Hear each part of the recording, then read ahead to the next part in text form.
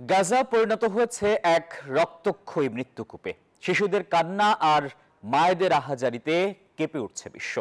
এর মধ্যেই global Sumud flotilla আচকের ঘটনায় জাতীয় মসজিদ বাইতুল মোকাররমে সংক্ষিপ্ত সমাবেশ ও বিক্ষোভ করেছে জামায়াতে ইসলামী। সমাবেশে বিশ্ব মুসলিম উম্মাহকে ঐক্যবদ্ধ হয়ে ইসরায়েলের বিরুদ্ধে প্রতিরোধ গড়ে তোলার আহ্বান জানান দলটির সহকারী সেক্রেটারি জেনারেল রফিকুল ইসলাম খান। গাজায় ত্রাণ গ্রহণকারী নৌবহর আটকের প্রতিবাদে ঢাকায়ও বিক্ষোভ সমাবেশ করেছে জামায়াতে ইসলাম। স্লোগানে স্লোগানে মুখর পুরো পল্টন এলাকা। প্রতিবাদ মিছিল বিজয়নগর কাকরাইল হয়ে শান্তিনগর মোড়ে গিয়ে শেষ হয়। এ সময় গাজায় ত্রাণবাহী জাহাজ গ্লোবাল সুমুদ ফ্লোটিলায় ইসরায়েলের আক্রমণ, হামলা ও বিশ্বের মানবাধিকার কর্মীদের গ্রেপ্তারের প্রতিবাদ জানানো হয়।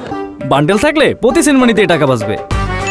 বিকাশ সেনমানি বান্ডেল কিনে জিতুন প্রতি লেনদেনে। এর আগে শুক্রবার বাদ জুমা জাতীয় মসজিদ বাইতুল মোকাররমের উত্তর গেটে সমাবেশে নানা হুঁশিয়ারি দেন জামায়াত নেতারা।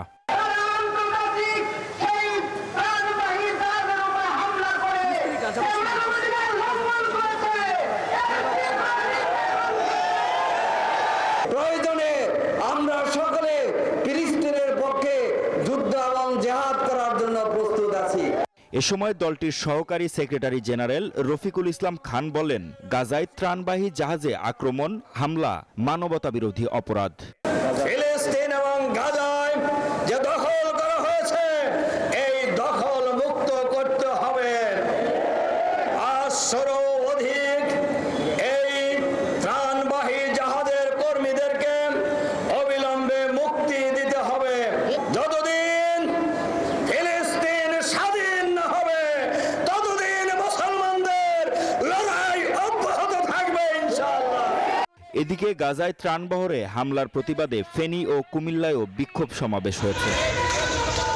মাহমুদ হাসান, নিউজ 24, ঢাকা।